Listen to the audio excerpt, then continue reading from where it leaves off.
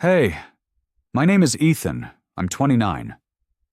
And 3 months ago, a woman I'd never met fell asleep on my shoulder on the 612 train home.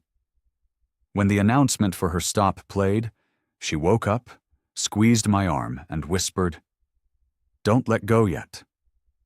I still remember the smell of her perfume cutting through the stale train air, citrus and amber, and the way her wedding ring pressed cold against my sleeve. The next morning I walked into a client meeting and discovered she was Monique Harrison, married, 44, and the wife of the man who controlled my entire career. If you're watching this right now, tell me where you're from in the comments. Because I still don't know if what we did was wrong. I didn't know her name the first time she fell asleep on my shoulder. It was a Thursday, late October. One of those rainy evenings where the train smelled like wet wool and everyone's shoulders touched because there were never enough seats on the 612. I was 29 and tired in a way that had nothing to do with the hours. I worked as a junior architect at a firm downtown, junior being the key word. I'd been there 3 years and still made copies more often than I made decisions. My apartment was small, my paycheck was smaller, and every day felt like I was running on a treadmill that someone else controlled the speed on. But I had my routine. Same desk, same coffee, same train home. That night, I'd grabbed my usual corner seat in the last carriage.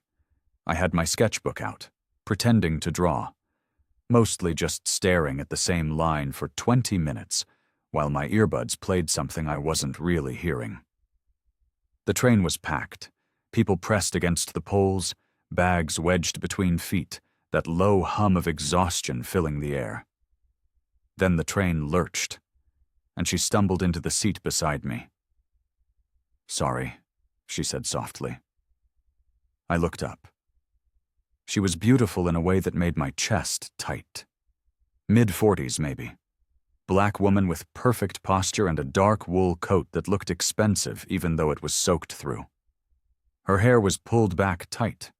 Her makeup was still flawless even after what must have been a long day. And she wore a wedding ring. Gold. Thin. Impossible to miss. "It's okay," I managed. She settled into the seat, pulling her bag onto her lap, checking her phone with the kind of efficiency that said she did this every day. I went back to my sketchbook, or tried to. The train rocked. The rain drummed against the windows, and gradually, slowly, her head tipped sideways, onto my shoulder. I froze. My hand hovered over the page. My whole body went stiff. I didn't know what to do. Wake her? Move? Pretend I didn't notice? So I just sat there. Her perfume reached me. Citrus and amber, clean and warm. It cut through the stale train air like something from a different world.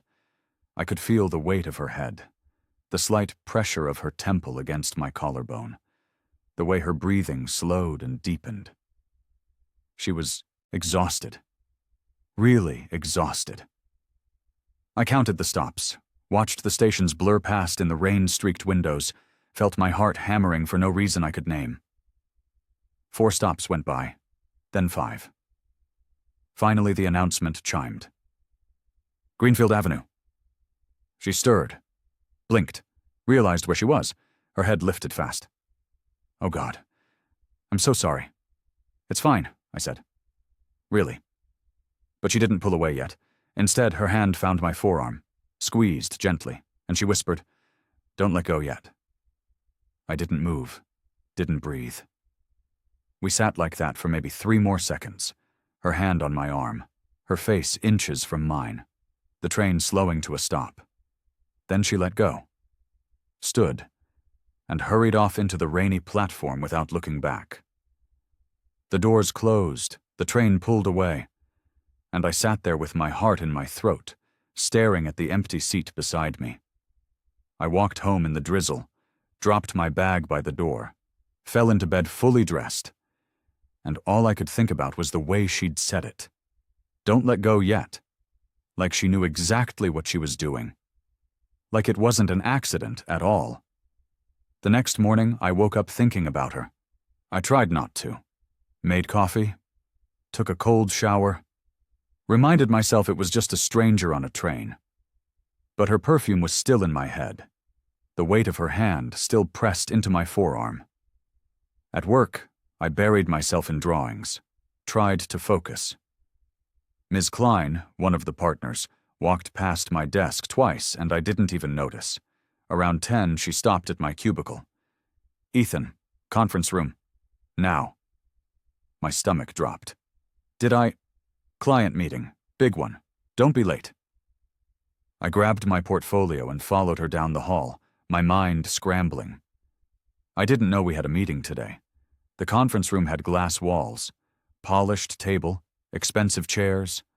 Ms. Klein was already inside, along with 2 other senior associates. And then the door opened. A man walked in first, tall, black, early 50s, expensive suit and a smile that filled the room. He shook hands like a politician. "Victor Harrison," Ms. Klein said, "and his wife." The woman from the train stepped through the door. My heart stopped. She wore a different coat, gray blazer, skirt, heels, hair still pulled back. Same ring on her finger. Her eyes found mine. Flickered, widened just slightly. Then her face went smooth. Professional. Like she'd pulled down a mask. "Monique Harrison," Ms. Klein finished. "Co-owner of the Harrison Development Group and Corporate Counsel." Monique extended her hand to me last. "Pleasure to meet you, Mr. Cole," I said. "Ethan Cole." Her hand was cool, her grip was firm, and for half a second I felt her pulse jump against my palm. Then she let go and turned to Victor, who was already talking about timelines and budgets and expectations. I barely heard a word. I just stood there, pretending to take notes, while my brain tried to catch up to the fact that the woman who'd whispered, "Don't let go yet," was married to the man who could make or break my career. The meeting lasted an hour. Victor was charming, loud, the kind of guy who filled every silence and expected everyone to laugh at his jokes. Monique was quieter, sharper. She asked the hard questions, pointed out the risks, made notes in perfect handwriting. She didn't look at me again. When they finally left, Ms. Klein pulled me aside in the hallway. "That project is worth more than your salary for the next 5 years," she said.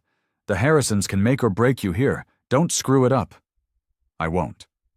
"Good." She walked away, and I went back to my desk with shaking hands. That night, I told myself I wouldn't take the 6:12. I'd leave early, or late, avoid the whole thing. But at 6:10, I was standing on the platform anyway. Waiting. The train pulled in, I stepped on, found my usual seat, and at the last second, just before the doors closed, she stepped into the carriage. She saw me. I saw her. And after a long, heavy pause, she walked over and sat down. Not beside me, across the aisle, close enough that our knees almost touched when the train swayed.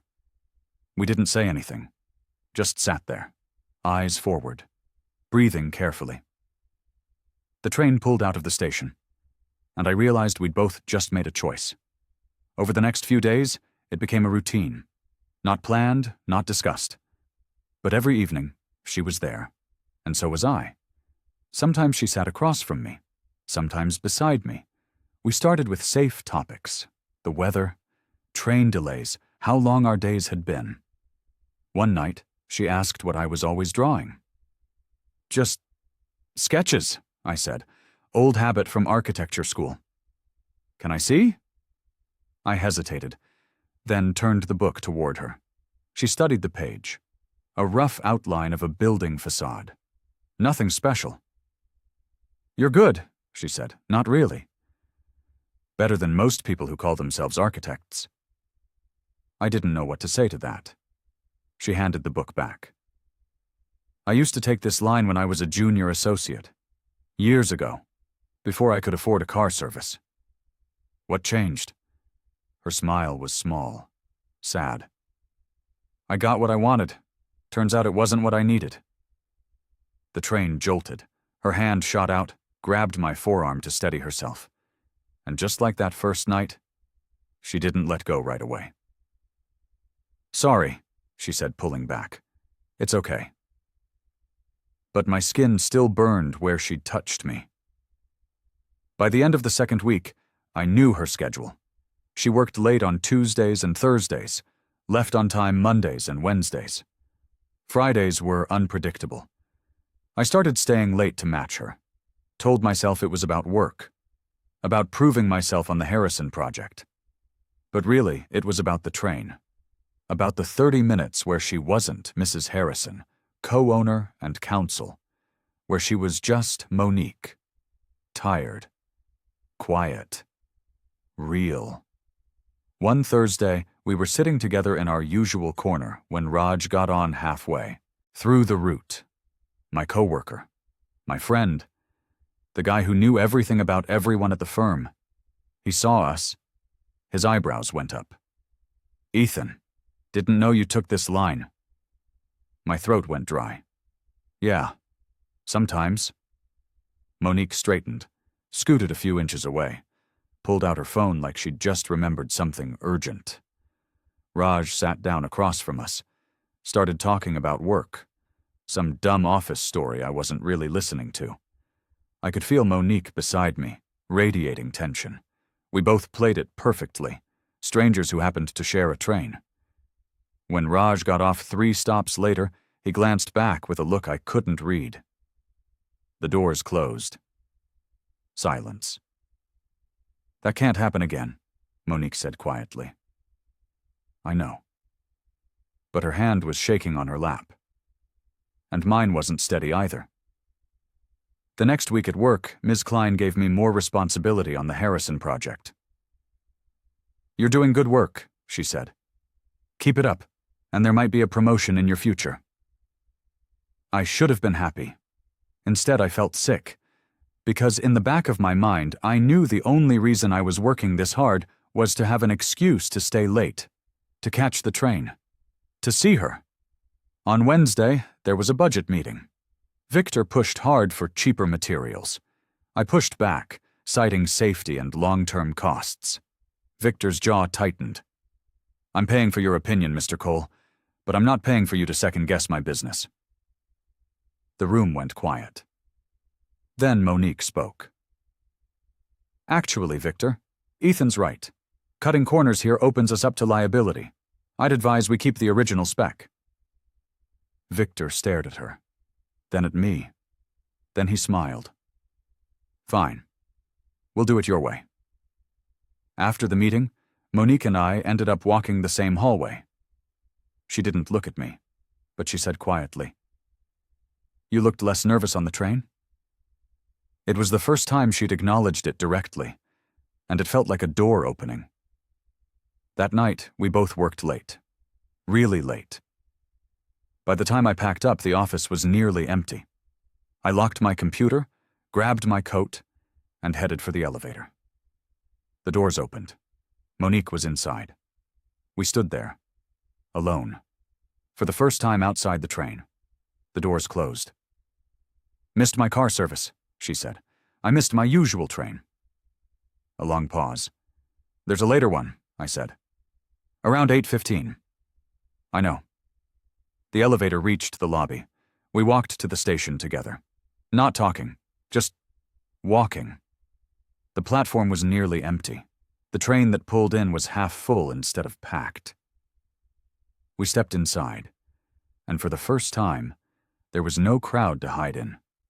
Just us, in a quiet carriage, with all the space in the world to sit apart.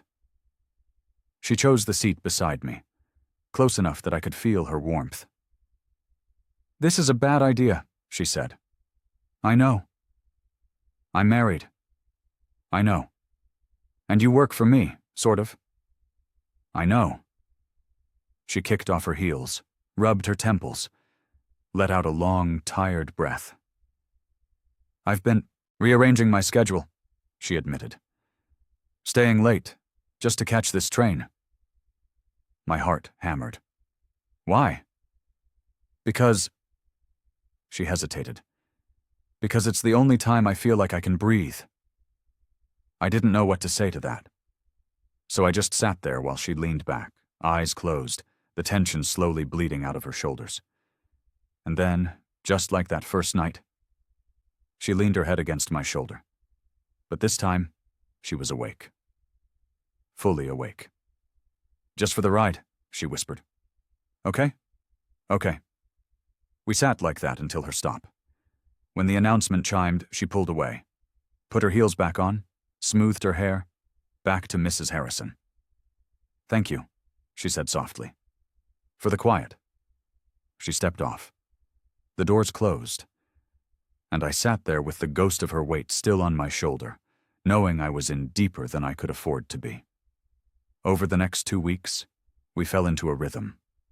Work during the day, train at night. We never texted, never called, never made plans. But somehow we always ended up in the same carriage. We shared headphones once. She had a playlist of old jazz and Nina Simone. I'd never heard most of it, but I memorized every song. We talked about childhood, about the different ways we'd learned to survive. Her in white-dominated law firms. Me in a family that wanted me to be an accountant, not an artist. On the weekends, we lived separate lives. I visited my parents in their modest suburb. She hosted business dinners in her gated neighborhood. But every Monday, we were back on the train, like we'd never been apart. One Friday, we toured the construction site. Victor, Ms. Klein, Monique, and me. We stood at the edge of the unfinished lobby, looking out over the city through bare steel and glass. Monique's hand rested on the railing. Mine was inches away. I could have closed the gap, could have let our fingers touch. But I didn't. Victor called her away, and I stayed there, staring at the empty space between us. Monday came again. Raj cornered me at my desk. You've been leaving at exactly 6 every day. What's the rush? Just trying to keep a routine? He grinned. Or you've got a girl. I don't. Sure.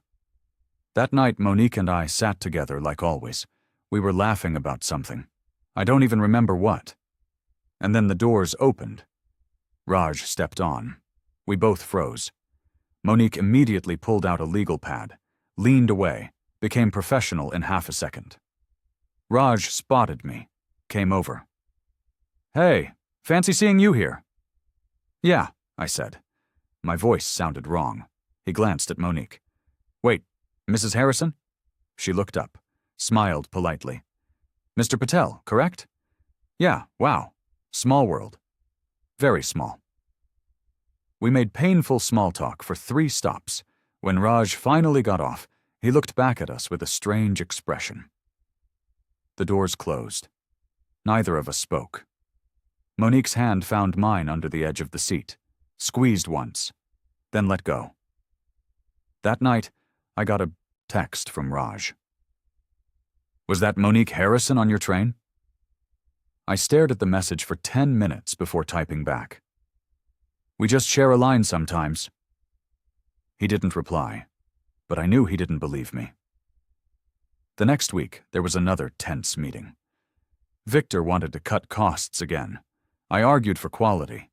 He got loud. You're a junior architect, he snapped, not the project lead.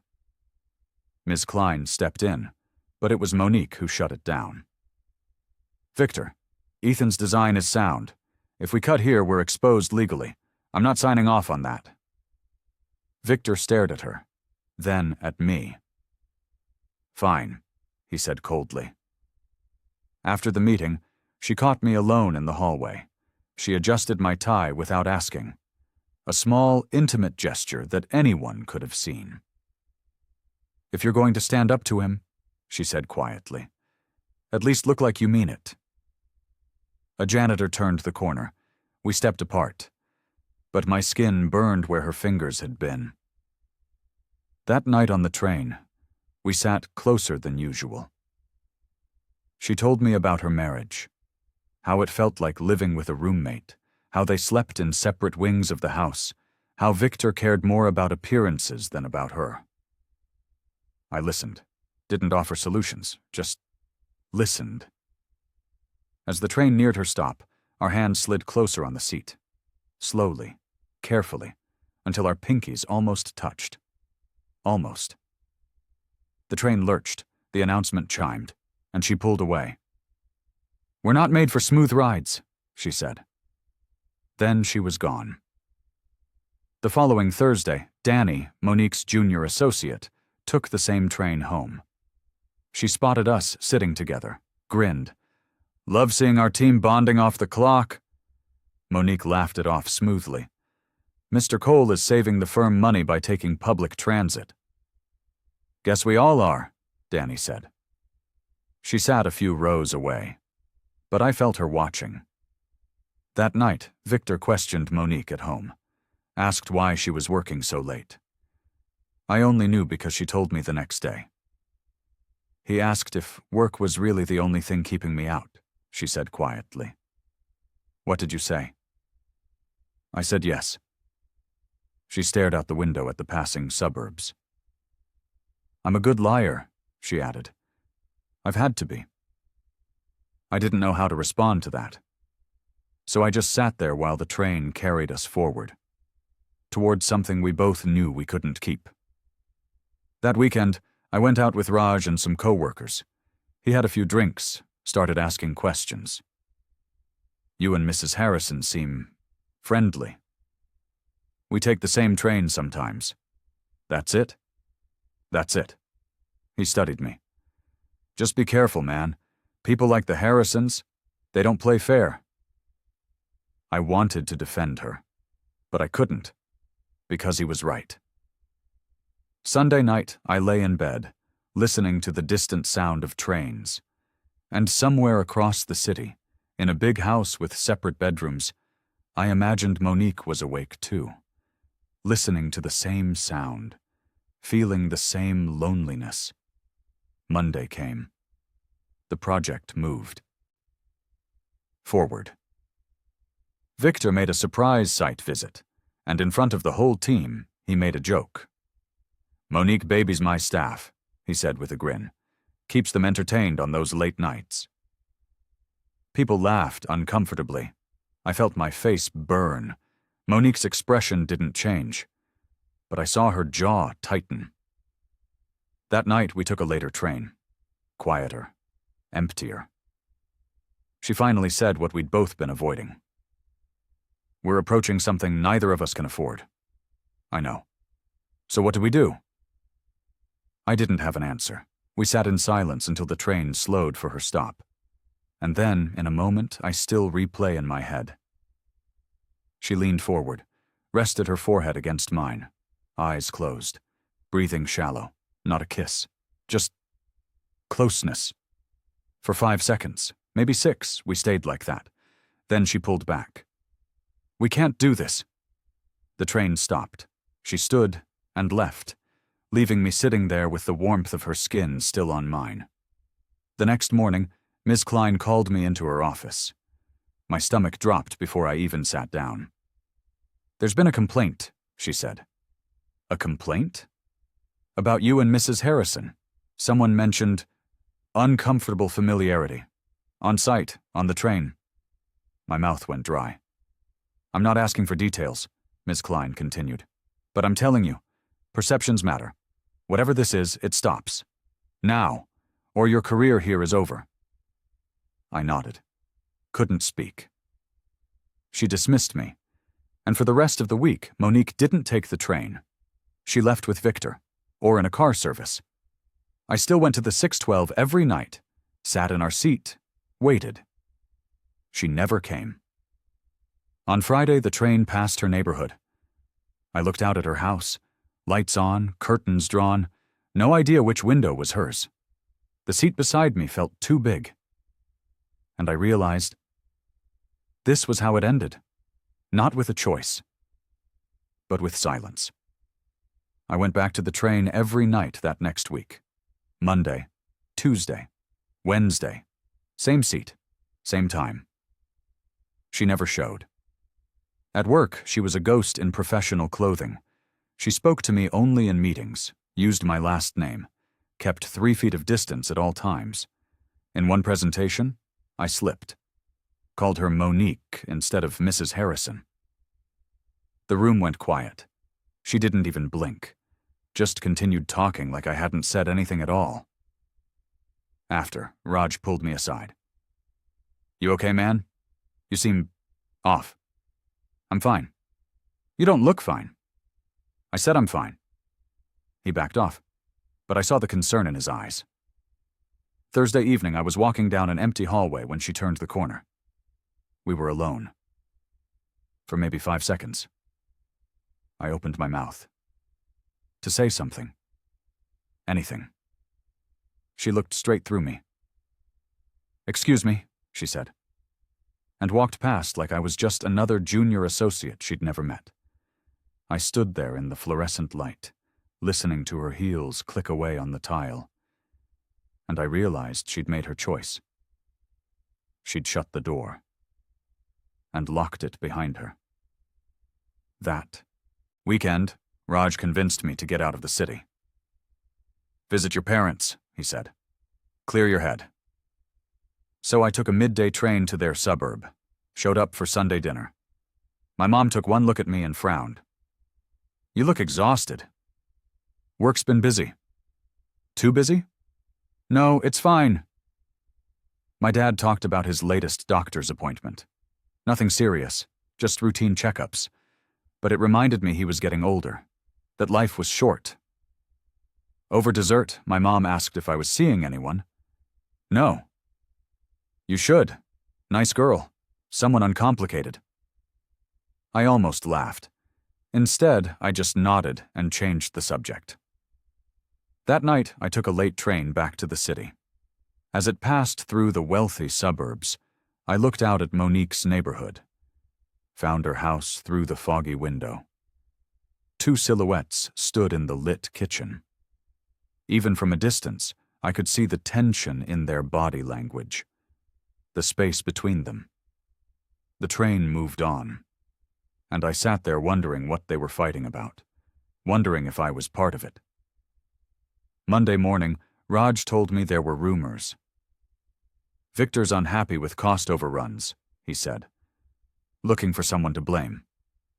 "Great. Just keep your head down." Ms. Klein called me in that afternoon, told me to revise the budget, make everyone happy. "We're on thin ice with the Harrisons," she said. "Don't give them a reason to walk." The next day, there was a big meeting. Victor tore into the timeline, questioned every decision. His tone was sharp, aggressive. Monique sat at the far end of the table, said almost nothing. Didn't defend me this time. After, Danny found me in the break room. "Can I give you some advice?" she said quietly. "Sure." "Be careful about getting too close to Monique. People notice, and they project things onto her. It's not always fair, but it lands on her, not the other guy." I understood what she wasn't saying. "Thanks." She nodded. "She's been through enough, you know?" I didn't, but I could guess. That night I almost didn't take the train. Almost went home a different way, but habit pulled me to the 612. I sat in our corner. Alone. As the train passed her house, I saw the automatic porch lights flicker on. Same time as always. Mechanical. Predictable. And I realized how foolish I'd been. Thinking our 30 minutes on a train could change anything. Wednesday evening, I boarded the 612 expecting nothing. I dropped into our usual seat out of muscle memory, and then I smelled it. Faint, almost gone, but unmistakable. Citrus and amber. I looked down. Tucked into the crease of the seat was a folded paper ticket stub. Old, slightly worn. I picked it up with shaking hands, unfolded it. Inside, in neat handwriting I recognized from every contract I'd seen her sign, were 2 words, still commuting. I looked around the carriage. She wasn't there. I checked every face, scanned the platform as we pulled away. Nothing. But she'd been here. recently. She'd left this for me to find. I rode the rest of the way home with the ticket clutched in my palm.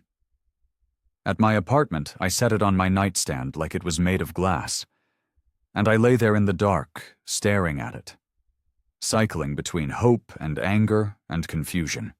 She'd pulled away, gone cold, and now this, still commuting. What did that even mean? The next morning, I woke up and decided. I had to move on, for my career, for my sanity. I couldn't keep doing this. Over the next week, I threw myself into work, stayed late fixing designs, double-checked every detail, kept my distance from Monique in meetings. Ms. Klein noticed. "This is the focus I need from you," she said. "Keep this up and we'll talk about your future here." I nodded. Felt something like pride. Raj invited me out to celebrate a small project win. I actually went. Laughed for the first time in weeks. In meetings, Monique still avoided my eyes, but it hurt less now, or maybe I was just getting numb. By Friday, I felt almost okay.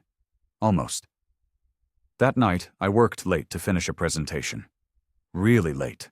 Got home after midnight. Exhausted. I dropped my phone face down on my nightstand and collapsed into bed. Fell asleep in seconds. I woke to the sound of buzzing, faint, insistent. I fumbled for my phone. The screen was too bright. 2:05 a.m., one new message, unknown number. I squinted at it. A photo, blurry, low light. But I recognized it immediately. An empty train carriage, late-night fluorescence, the same corner seats we always sat in.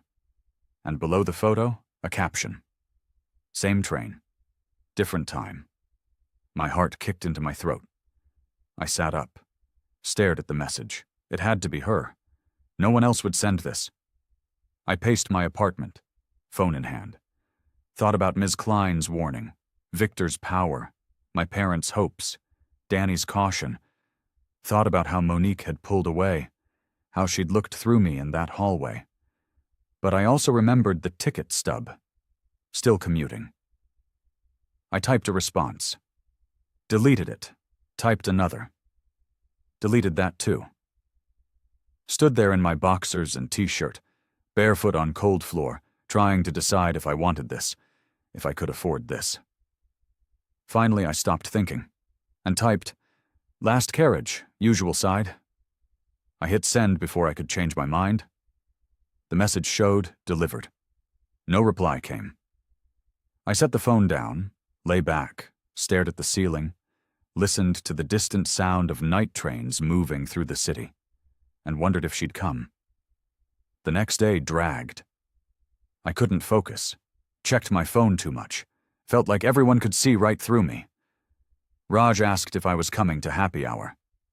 "Can't, got work to finish." "You've been working a lot lately." "Yeah, big project." He didn't look convinced, but he let it go. As the office emptied, I forced myself to actually work. Opened files, made edits. Across the floor, I saw Monique in her glass office for a while. Then she was gone. I didn't see her leave.